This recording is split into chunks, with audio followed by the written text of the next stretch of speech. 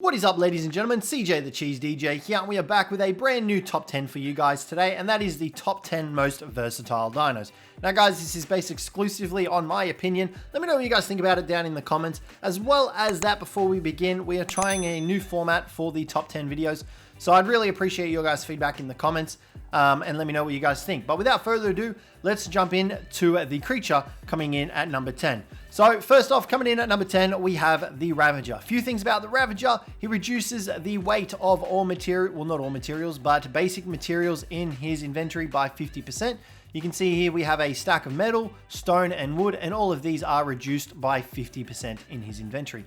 As well as that, he also has the ability to climb zip lines located throughout Aberration that you put up yourself, or the vines located throughout Aberration. As well as that, you can also position these through the zipline anchors, which allow you to place your own zip lines around the map. This causes them to pretty much traverse the map of Aberration with ease, as well as any zipline anchors that you place. Now, as well as that, these guys are great in terms of stamina use. They deal quite a bit of damage when you are fighting enemy dinos. As well as that, they are relatively fast and they can cause other dinos to despawn, apparently. They do enable you to traverse the map with ease. They have the ability to jump, and on Aberration you can pretty much get around anywhere with these guys, granted that you have zipline anchors. On the other maps though, these guys will perform just as good as any other sort of tame. Obviously barring like gigas and stuff like that, these guys will attack and kill pretty much anything they come face to face with. And in a pack, they do gain pack bonuses, which cause them to deal even more damage. For example, you can see here that we were hitting for 54 damage against that Equus. We'll come up here against this Diplo and show you guys the damage numbers, and then you'll see how much damage difference we have while in a pack. So you can see there, we hit for 54 damage against this Diplo. In a pack of 3 Ravagers, we hit for 119, essentially doubling the amount of damage that we deal with our Ravagers. As well as that, these guys really shine by being in a pack because they'll attack relatively fast. Now, as well as that, you also have the ability to choose whether or not you want to harvest hide or meat, due to them having 2 attacks. With their secondary attack meant for meat harvesting, their primary attack will harvest hide as well. So you have an option as to whether or not you want to go out for meat gathering, if you need meat for any babies that you're trying to raise up, or if you need hide for it.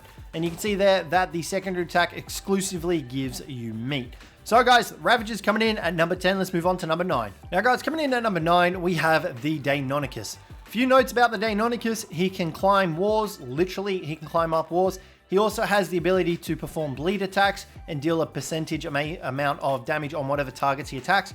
He also has the ability to latch onto larger dinos, and he will also receive a pack bonus when hunting in a pack. So guys, you can see here that with the climbing ability, you are essentially able to climb up walls. You will generally get a reticle that pertains to where you are going to go, but majority of the time you can do it with pretty much ease. You can see there we just scaled this entire mountain. As well as that, these guys do not take fall damage. Their wings allow them to glide, essentially preventing them from taking any sort of damage, which is really good. Now, like I said, they do receive a pack bonus. You can currently see in our top right hand corner we have a pack leader buff activated at the moment. This means that we will deal more damage than our subordinates, which is great if you have a pack of these to run around in. Now, the only way to get these guys is through Valgyro, by harvesting up their, by finding their nesting sites and stealing their eggs. Now, like I mentioned earlier, you can latch on to prey. You can see there that when that biting reticle comes up, it will enable you to latch on, and you will do percentage-based damage with a bleed attack that the Deinonychus has exclusively. This enables you to take on large bosses as well. You could take on the Dragon, Manticore, Broodmother, you name it, with the Deinonychus's bleeding abilities, because it does damage based on how much health the target has. So to high health targets like bosses and whatnot, you will deal quite a lot of damage. As well as that, they have the ability to traverse the map very easily with their glide and jumping ability and their scaling of walls and surfaces and terrain. They're able to pretty much climb up anything. So they're really good for that if you need them to. You can see here we're able to climb up and jump off, and you don't even have to worry about taking fall damage. That's why the Deinonychus comes in at number 9. Coming in at number 8, we have the Thylacoleo. The Thylacoleo is pretty much an upgraded version of the Deinonychus. Now, the Thylacoleo did receive a buff recently, which causes its attacks to deal bleed damage based on 5% of the target's missing health. So you will be able to deal extra damage to your foes, very similarly to the Deinonychus. Now, these guys are found in the redwoods. They also have the ability to climb vertical walls and whatnot, but only vertical walls, 90-degree walls essentially. If they try to climb up anything sort of more skewed than that, they will fail, unfortunately. So you will need to find like cliff faces and stuff like that in order to climb up on. You can see here, this rock is probably the limit of the extent. Now, as well as that, they are also able to pull off a pounce ability from this position. You can see here that we have a reticle that appears, and if we were to dive on a target, this would cause extra damage to the targets. This enables you to use it for PvP because you can essentially launch players off their flying mounts and maul them to death with your Thylacoleo, granted if you have enough stamina to do so. But you can see here this Troodon was caught in our clutches and was pretty much killed very quickly without any inconvenience on our part. Now, as well as that, the Thylacoleo is able to jump over most terrain and he is a very fast tame. He does take a little bit of fall damage, but it's nothing too crazy in comparison to some of the other creatures, and he can definitely hold his own against any of the larger predators located on any of the arcs due to his high health pool, his high stamina pool, and his high melee damage pool. As well as that, his high weight stat makes him very useful for transporting goods across the arcs as well if you need them to. They're a great single player mount. They're very versatile in their damage, in their scaling of terrain, their bleed attacks, you name it. These guys can pretty much do anything, which is why they come in at number 8 on the list. Now, coming in at number 7, we have the Magmasaur. Now, the Magmasaur is immune to lava, is a mobile forge. It is a golem killer because it essentially does full damage to golems, and you can also use it as a gatherer of metal, obsidian, and crystal. Now, guys, the Magmasaur is great. It's a huge powerhouse. It's immune to lava. You can see here that we're just wading through the lava. If we were to jump off him, turn off creative mode, you can see here that none of us take damage from wandering in this lava. The saddle that the Magmasaur has protects you from lava, so you don't need to worry about setting yourself on fire or anything like that, making this guy the only creature that is able to go into lava in the entire game of Ark Survival Evolved. As well as that, he is able to gather stone, metal, crystal, and obsidian. He is much more versatile than an Anki due to the fact that he is able to carry so much more of it, as well as the fact that he is able to move around and he counts as an apex predator, which means a lot less things will aggro on him. Now, as well as that, the Magmasaur also has the ability to taunt, do searing spit attacks, and an explosive attack. Now, we'll showcase the metal harvesting abilities. You can see that we've got some metal over here, and you can see that we're able to gather it, and you can see there, just like that, we got 718 metal. Now, another really cool thing about the Magmasaur is that while you are riding him, you can actually pull out the mining drill and use that to reduce the weight of any resources that you're carrying on the Magmasaur. So for example, you can currently see here our Magmasaur's weight is 446 because he does reduce the weight of metal in his inventory and he does continuously smelt it while you are moving. However, the problem with this is that he's obviously a little bit slower when this happens. So you do need to kind of be wary of where you are smelting with your Magmasaur, but you can smelt on the go. As well as that, you are able to also cook up any meat as well as make gas. So he is very helpful in all those regards because he does have that capability. Now you can see there we just got 1 metal ingot. It does take a little bit of time, but it is worth it if you're obviously moving around. So like I mentioned earlier, you can actually pull out the mining drill while riding around on the Magmasaur and reduce the weight of any stone, wood, or thatch that you gather. You can see here that it weighs 50 in the Magmasaur's inventory. If we were to pull it out and pull it into our inventory, you can see here that it weighs 12.5, a full stack of stone in comparison to weighing the 50. So this enables you to pretty much harvest more resources and you can make any stone structures out of the inventory of the Magmasaur by doing so like this. But all in all, this guy is one of the, in my opinion, most versatile creatures, hence why he's on this list. Because he has that ability to go into lava, he has that ability to gather metal, he can do huge amounts of damage with his searing spit attack that costs metal ingots. He is able to taunt creatures onto himself. So if you're running around with an army of gigas, say for example doing an OSD drop, and you've got a Magmasaur with you on extinction, you can taunt said creatures and then get your gigas in to actually attack them. You can see here, we've got this guy on us. We've just taunted him out from whatever hole he was hiding in, and we can actually shoot our searing spit attack off him. We also are able to do the bombardment attack by holding this down and pressing the spacebar. causing us to shoot out, sorry, not spacebar, the C button, causing us to shoot out little pellets of explosives into the way of the wyvern. This sets them on fire, doing lots of damage. So the Magmasaur is definitely up there with one of the most versatile creatures, and I would definitely recommend getting your hands on them. You can only get them by gathering their egg from the Genesis volcano, so they are a little bit difficult to get, but make sure you keep them stocked up on food as well, because they will burn through that food while smelting. So guys, let's move on to number 6. Now, coming in at number 6, we have the Sarco. This guy is a dual aquatic and land-based mount. Enables you to go through the water. He has the ability to swim really fast. He can gather lots of fish meat and stuff like that off anything he kills. He also has a secondary attack that enables you to grab smaller players off smaller mounts, and he can spin smaller dinos in his mouth, pretty much dealing damage and stunning them for a length of time. But this guy in the ocean is super duper fast, and he does have the ability to go onto the land as well, and he's still a relatively fast tame on the land. He is able to go up against most things you find through the arcs, Rexes, Spinos, all that sort of stuff. He is able to deal damage, and he does have a slight knockback on his attack, which actually enables him to keep things at bay, preventing them from damaging him. So the Sarco is a phenomenal tame. As well as that, you can also have someone sitting on the back of the Sarco, enabling the Sarco to act like a boat. So if you swim on the surface's edge, the other player can just sit on the back of the Sarco, enjoying the joyride while you cruise around the ocean on your big scaly boy. But there's nothing really too much else to say about the Sarco. He is able to go up against most of the creatures of the deep, probably barring mosasaurs and tusos. Everything else he's able to tackle. He can take on the artifact caves as well. Due to his high speed and velocity, he's able to get through those artifact caves in a breeze. He's very fast, and I would recommend using him for your aquatic adventures if you're able to. As well as that, he does have a decent weight pool, health pool, and melee damage pool as well. And, he isn't immune to baryonic stuns, so you might need to watch out for those suckers. But other than that, guys, you will be able to use this guy for pretty much everything else. You're not going to have too many issues with anything else underwater, only the baryonyxes, because they obviously can stun you, which is super annoying, and you really shouldn't be swimming in the ocean anyway if there are baryonyxes nearby, because they have that ability to stun you like that. But even so, he's still giving it his all to try and kill them.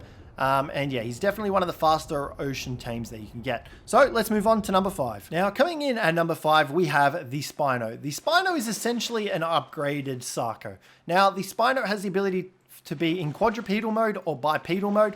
While in these modes, he has the ability to turn around pretty much on the spot in bipedal mode. He also has the ability to swim underwater like the Sarco, and he also receives a hydration buff if he is sort of chilling in foot-length deep water. So the Spino, like I said, is able to deal a lot of damage. He's essentially an upgraded version of the Sarco, kind of more so of like an apex predator of the Sarco. And you can see here that we are attacking other Spinos in the water, and he's dealing out quite a bit of damage. So you will have that apex sort of buff, which prevents, not prevents, but it stops other wild dinos from attacking you. You can't, however, use the bipedal mode in the ocean, so you will need to be careful of that. And as well as that, something that the Spino has that the Sarco doesn't is an oxygen meter. So you will need to be wary of the Spino's oxygen meter, because you would hate for it to run out of oxygen underwater. However, it has such a huge oxygen meter that you won't really need to worry too much about it unless you're going deep sea diving. You can see there it's got 3,250 oxygen, so it's definitely going to survive underwater for quite a bit of time. But you can see that hydrated buff gives the Spino health regeneration and extra damage while he has it. While leaving water, you hold onto the buff for an extra 30 seconds. So, you know, if you do need to do any fighting, try and fight around the water with the Spino, because that is where he will benefit most and deal the most damage, around the waterways. So that's pretty much all there is for the Spino. He is versatile because you can take him deep sea diving. He is able to wander over most terrain, and he is relatively fast in his quadrupedal stance mode, where he's able to pretty much just skirt along the ground and run. And like I said, he does have that apex buff where he's able to not fight the lower tiered creatures that would aggro on him, like Carnos and Sarcos and Baryonyxes and stuff like that. But you can see here that the Spino does move very fast over land with that hydrated buff, and it will deal damage to anything small enough that it walks over. So I would heavily recommend taming up the Spino to cruise around the arcs on, because all of the ARKs have a water section barring extinction that you would definitely benefit from having a Spino. So let's move on to number 4. Now, coming in at number 4, we have the Snow Owl. Now, the Snow Owl has the ability to freeze itself and heal those around it. While freezing itself, it also enables it to freeze enemy players and tames. It has the ability to do glide attacks as well as a glide bomb ability, and it also has infrared vision, causing it to be able to see anything that generates a heat temperature. So guys, the Snow Owl is one of those tames that you definitely should have on your list. Its healing is honestly second to none. It definitely out-heals the Daedon, and you also have the ability to do a freezing dive bomb attack, which will freeze and heal enemy dinos and wild dinos. Now, when I say enemy dinos, the rider will actually get frozen off of the tame while you are doing this attack, which enables you to attack it during PvP. Now, this will enable you or your tribe mates to attack the player that gets knocked off that mount, as well as dealing a decent amount of damage to the enemy mount as well. Like, you could have rhinos waiting in position with their charge attacks ready to go. The moment the Snow Owl freezes it, the rhinos can charge in and pretty much almost insta-kill some tames. It does freeze the tame only for a little bit, and it does also heal it, but the damage output that you would do while riding a rhino and charging into it definitely outweighs that healing.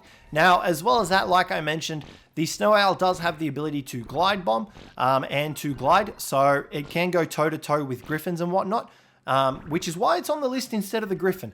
The griffin, yes, it does have the ability to glide. It does have the ability to enable you to pull out your weapon while on the back and have a passenger.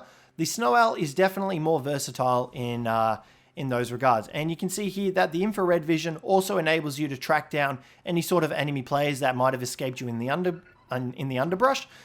You would see them running along, and you would potentially be able to freeze them and, you know, get your tribe mates in to help you out and to kill them. So the Snow Owl is definitely up there with one of the most versatile tames. And due to the fact that it is a flyer, it then has the ability to pretty much go across any of the ARKs and to scale and navigate its way through any sort of terrain, barring the ocean terrain, obviously, because it can't go underwater. It's a flyer. It's got wings. So that's why the Snow Owl comes in at number 4. Now, coming in at number 3, we have the Managamr. Now, the Managamr was a tough one. He has the ability to do an ice breath attack. He has the ability to hover and to glide and stuff like that. And that's pretty much it. Now, he has been nerfed very, very heavily by Wildcard, but he is still able to do a decent amount of damage when you level up his stamina and a little bit of his melee damage. You can see here that we've pretty much kept this woolly rhino frozen for that entire duration. However, we did almost use half of our stamina. So if you do get these guys, you're obviously going to be breeding them. You will be imprinting on them and all that stuff, which will boost their melee damage and their stamina with mutations and whatnot. But he is still a very viable threat for PvE and PvP occasionally as well.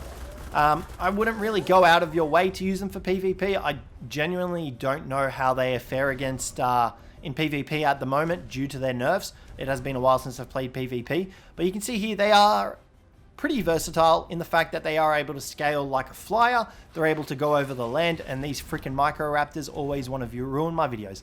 And they do have the ability to do a dive bomb attack as well, which causes them to obviously get across a lot of terrain very fast and continue their diving abilities. However, you are limited to 3 dashes, I should say, because you're only limited to 1 dive. So this is a dive, you can then dash, and that's it. So you can do this 3 times before you are forced to land.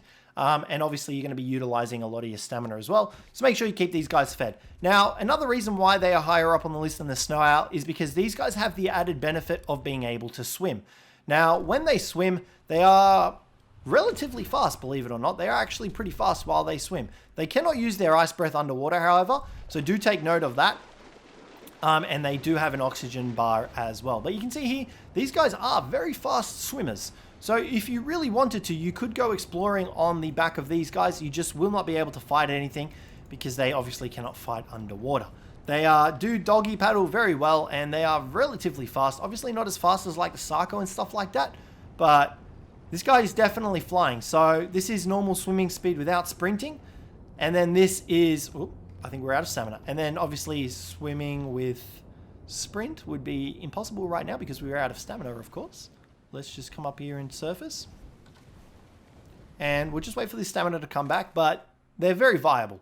You know, they do everything that a flyer can do, but they also have the ability to go underwater, which in my opinion makes them more versatile than some of the other dinos that were previously on this list. Plus their ice breath attack and their diving bombs also help out in dealing damage and whatnot to any enemy dinos. Now you can see here, this is the sprinting speed, so pretty damn fast if you ask me.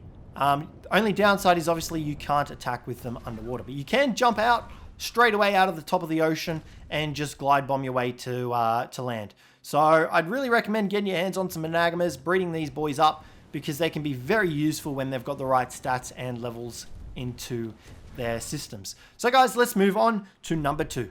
Now guys, coming in at number 2, we have the Rock Drake. Now, once again, the Rock Drake is essentially an upgraded Managamr. It has the ability to cloak, it has the ability to glide, the ability to climb walls, the ability to sense Reapers in its vicinity, and it has the ability to swim and still attack underwater. And it also has a tech saddle as well, which makes it even more viable because you can fire range shots off the back of it. It also has a passenger seat for an extra player, and you can use weaponry on the back of it as well, very similarly to the Magmasaur. So guys, like I mentioned, it has the ability to glide, it has the ability to swim, and gliding, in my opinion, is faster than actually flying, because you look at this speed. He also has the ability to do dashes similarly to the Managamr, and he's able to scale up walls like I mentioned. So you can trigger this by pressing, I believe it's the C button. No, that's the cloaking. By pressing the left click button, his secondary attack, that will cause you to pretty much stop climbing, and you can see that it's triggered when he lifts his head up. So you can see we have it not triggered, now it's triggered. So you can activate that at a whim. It will use stamina, so do be mindful of that, as well as gliding. But you can pretty much scale any ARK with the Rock Drake. He has the ability to go underwater, which we'll showcase to you shortly, and he's able to go toe-to-toe with pretty much anything on the ARKs. Rexes, other Rock Drakes, Spinos, underwater tames, because he still has the ability to attack underwater. Now, he's obviously not the fastest swimmer, but for a dino that is able to go to all 3 territories, I believe that the Rock Drake is one of the most versatile dinos in the entire game. This spot and number 1 spot, I had a lot of difficulty deciding on. The Rock Drake was originally in the number 1 spot, but I decided that the number 1 spot went to this guy due to the fact that he has an extra ability that the Rock Drake does not have. But you can cloak, which will prevent you from getting aggroed on by wild creatures. He has the ability to sense Reapers. When he senses Reapers on aberration, his head feathers will go up in a crest, and his oxygen level is actually really good. It's actually less than a Spino, but he still has quite a large bar of oxygen. So you can definitely still go underwater with this guy, attacking stuff, going for artifacts and all that sort of stuff. And if you really wanted to, you could put oxygen levels into him. So I would heavily recommend getting a Rock Drake and experience the fun of having a Rock Drake yourself. And he is able to also pounce out of the water like the Managamrs. So if you are in a spot of trouble and you need to surface and get out of there, you can rise to the surface, jump out, glide away, and you'll be sweet. So guys, Rock Drake's coming in at number 2. Let's find out who's got the number 1 spot. Now guys, coming in at number 1, we have the Reaper King. Now, the Reaper King, in all honesty, is probably one of the hardest dinos to get, due to the fact that you have to get impregnated by a Reaper Queen, and it's glitchy, it's buggy. The Reaper Queens are generally pretty tough sometimes. If you don't have a trap set up, you will fail to get impregnated. You also have to make sure that you don't kill the Reaper Queen. There's a lot of issues with taming up, getting impregnated and raising a Reaper King. But some of his abilities, he has the ability to C-spin and knock things away. He can fire globules of poisony stuff that slows down anything coming towards him or moving at all. He has the ability to jump. He also, one of the best abilities, which is what put him in this number 1 spot over the Rock Drake, is that he takes reduced damage if there are no light creatures nearby. If there's no light source nearby, he will take reduced damage, essentially making him one of the tankiest dinos that you could possibly tame up. Now, he also has the ability to go underwater, which is why we kind of put him in the number 1 spot, because he can do everything the Rock Drake can do, bar like climbing and gliding. He still has the ability to jump, which enables him to navigate the terrain. He can go underwater and he will sink to the bottom, which makes things a little bit easier for him in terms of fighting. And yeah, he's just all around better. But the reason he's in that #1 spot is because of the fact that he takes the reduced damage from all sources, unless a light source is nearby. So unless someone has a light creature nearby or a wild dino nearby is a light creature source, you will be fine to take on whatever you want. You can go toe-to-toe with Gigas on this guy. I wouldn't really recommend it because the Giga will still probably come out on top because they're that broken, but the option is there for you if you so choose. So for example, let's attack this Carbonemus. It'll attack us back and it'll probably do like 3 damage. What are the chances of being correct on that one? So you can see there, it's dealing 3 damage. Now, if we were to spawn in, say, a Parasaur, for example, let's just get one of those bad boys in here, and we'll spawn him in, and you'll see that the damage difference is phenomenal. Now, on the top of my head, I believe it's a 75% damage reduction, but we will make sure. Let's do that, and we're going to whistle for this guy to attack him. And you'll see that the turtle will attack him back and deal a lot more damage. 26. So the Parasaur is taking 26 damage where we were taking 3. That is a huge reduction in damage. Now, obviously, it's a turtle, so, you know, you can kill those with ease. But against Rexes and Spinos and woolly rhinos and all that sort of stuff, you're going to be dealing out a shit ton of damage.